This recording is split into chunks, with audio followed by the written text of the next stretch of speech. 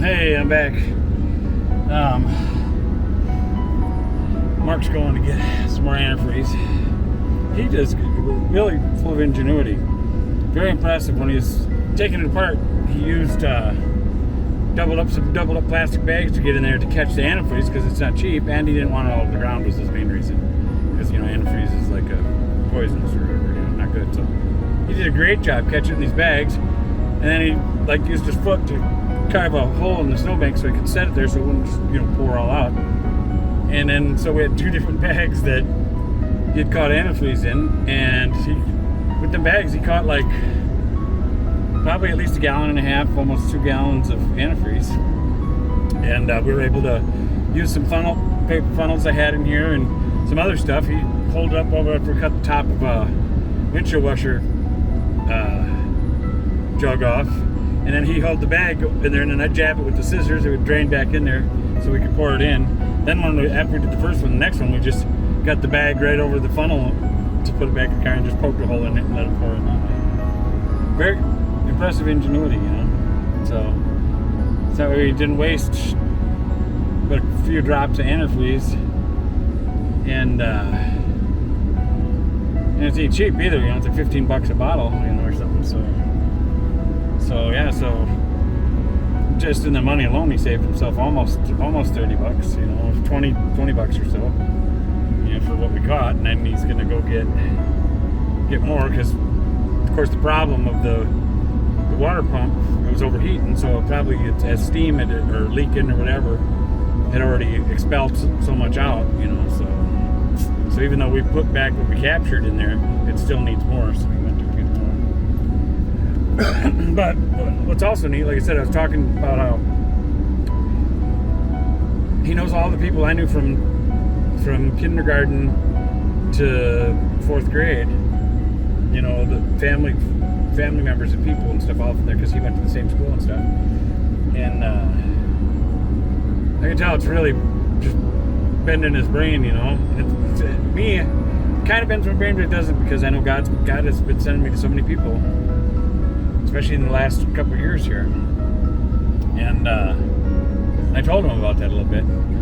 I can tell it's still bending his brain. So it's his girlfriend's truck that we're working on. She's from up here, he's from down there, and she dropped him off over here for him to work on it. She must have his vehicle or something. And when he was going to get that, I could tell he was wanting to tell her about me. He says, "No," he said, "I got to tell you something," And I can see he looks over at me, because I was thinking about heading to the library, because that's originally where I was going to go. But, I'm going to help somebody that needs help first, And I just told him, I said, "I'll be here when you get back." I said, "You just get your antifreeze." I said, "I want to jump in, warm up my feet or whatever." So then when he walked off, I think he was telling his girlfriend about me helping him and keeping him company, and that it turns out we know, basically me and him were around each other 50 years ago, for a little over 50 years ago, for X amount of years, because of all the same people that me and him both know. So I was just a little kid, so he probably didn't pay no attention to me. I probably seen him back then and stuff, but he's 6 years older than me, so a 5-year-old isn't going to be hanging out with a 12-year-old or whatever, it's just, so. But now that we're both grown adults, yeah, it's kind of cool that here it is all these years later, 50 years or so later, and run into him. And like I said, I didn't know him personally, but we know a whole bunch of the same people and same names and stuff. So we've definitely been around each other. Yeah, that's wild. Thank you, Lord. And whether you I don't know if he believes or not, but I told him, I said, for people that don't believe, that's okay if they don't, but I do, and I don't hide it. And I openly was talking to God a couple times while we were working on stuff. First, at the beginning, I had asked God if he'd help everything go smooth and no problems switching out this water pump. And he was shocked at how smooth it all went. And I just looked up and said, "Well, thank you, Lord. I appreciate that."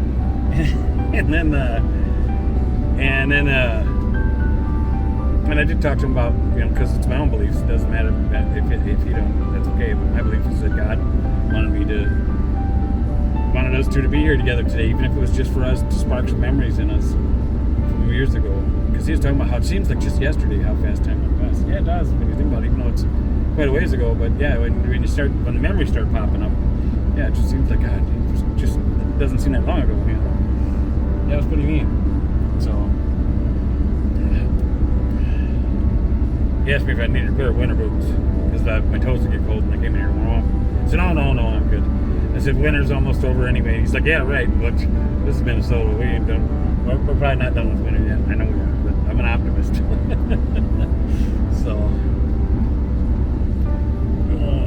this is going to be, what you might have already noticed, this video is going to have a few clips in it because I'm jumping in and out of the car, out and stuff, so I've only got a couple clips just to did some short, just so you guys can see another part of one of my days. You can see another part of one of my days. If I can talk. Part of me is a little excited, even though it's kind of neat because I was feeling pretty blah, you know, and I'm not at the moment, but each day I get up, I'm like today I got up thinking, man, when is it going to change? When is stuff going to start getting better? Well, and then I heard something. I looked out my little divider curtain here and seen him on his little short ladder working in his car. I didn't know what he was doing. So then I just thought, well, I better get dressed and go out and see if he needs help before I head out here. You know? In my mind, I was thinking, well, because some people don't like help with that. So I was thinking I'd help quick if he needed something and get out of here and get to the library. But I'm glad I'm still here. What time is it? 1:30. So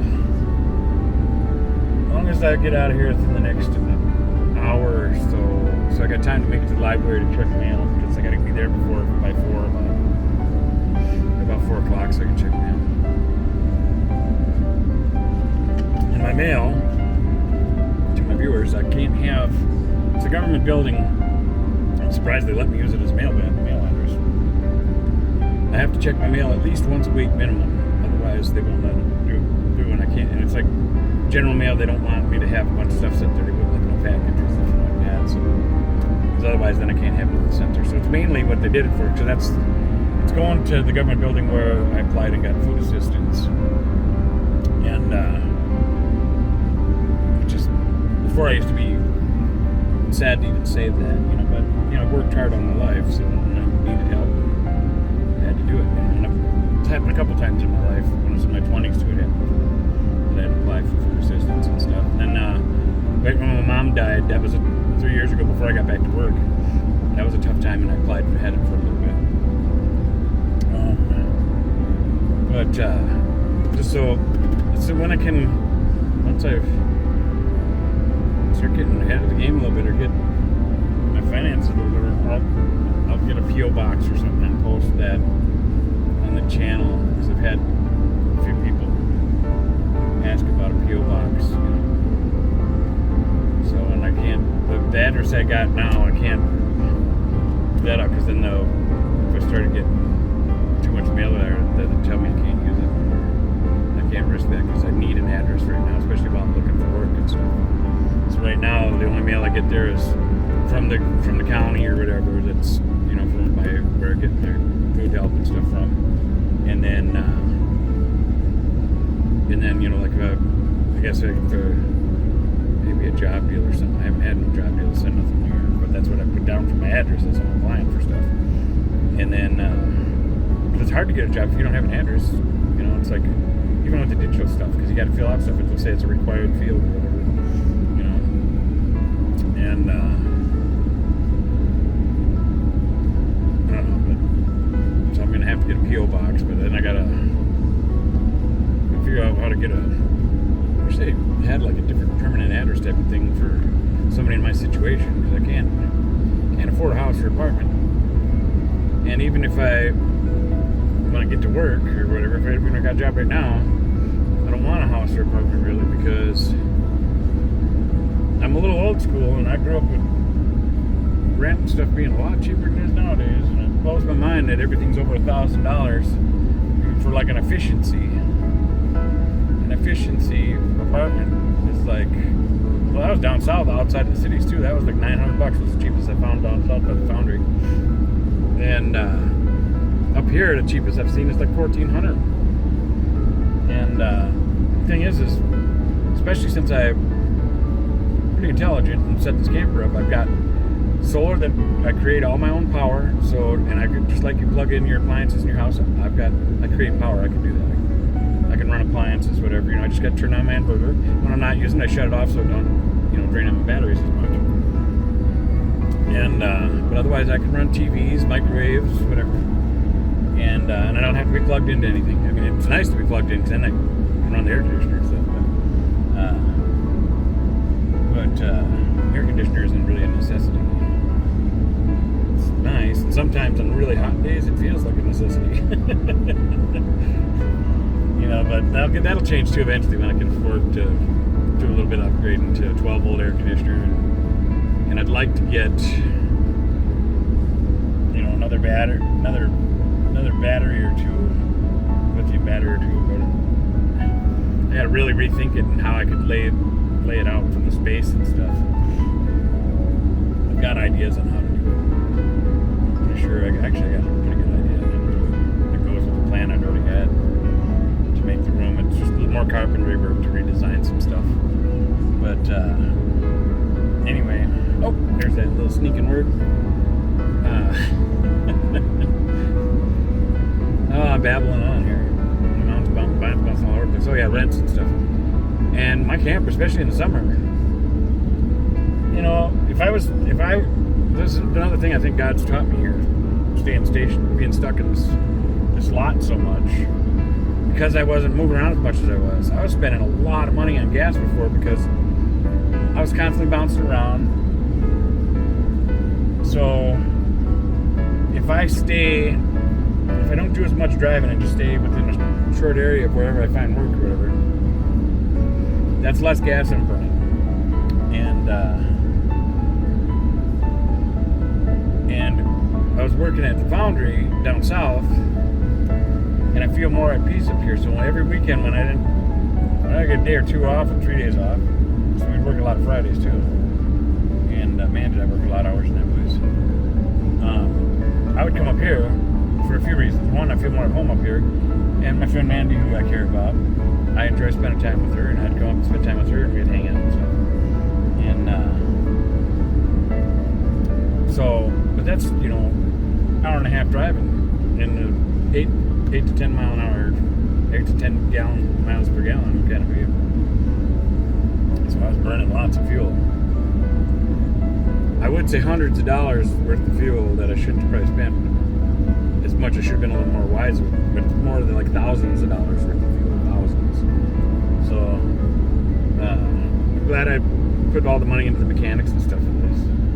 But it has taught me some stuff about how to run tighter on money and stuff, not be so. Not that I was carefree, but I was fairly decent with my money. But now that I've learned how to sit still more, even if I just go rather than traveling far places.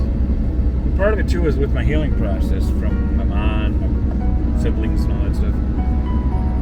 Just like driving my motorcycle, which I'm in the camper now, so I don't have a motorcycle. But driving was kind of therapeutic for me, just going and seeing different things and stuff. So it wasn't wasted money. I can pretty much justify all of my driving trips. Some of them I really probably didn't have to drive as much. But sometimes, you just got to go. Get your mind off of something. So, but I know now that I'll be a little more cautious of that. It's been really hard for me because for Mandy, we used to walk a lot. I'd go over to her area and we'd walk at least 3 miles a day in the park and stuff. But because I really knew I couldn't afford to keep doing that. So before winter came, I quit doing that. And I think she bummed out a little bit. I just told her, I said, she'd call me and want to go for walks. And I'd be like, I said, I'd love to, but, really can't afford it right now. So if you want to come over here, we go for a walk around here, you know. So she did come get me a few times. We went and hung out. Went to some different parks and did some walking. But I know we both like to do it more, but right now we're like 22 miles apart.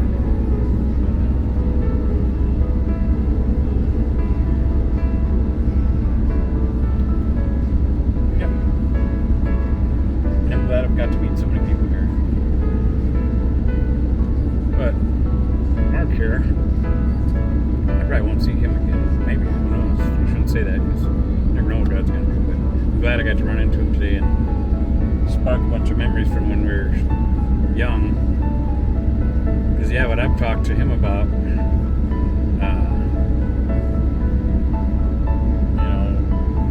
is when he was like, I would say, well, so it was from when he was 11 years old until he was about 16 years old or so. 16, 17, somewhere in there. So that's a pretty good jump back in memory from him being 63 now. Me bringing back, you know, five years of memories from his life from when he was, you know, 11, 12 up to 16, 17. You know? Kind of cool. Thank you, Lord. Well, once again, thumbs up if you do it. I don't know if they have a thumbs up on Rumble. I gotta still learn Rumble. Thanks for watching. God bless you. And talk to God more. He likes it. Whatever's on your mind, even if you're not sure if you should ask for something or whatever, let them know anyway. Get you closer to God. Thanks for watching. God bless you. See you on the next one.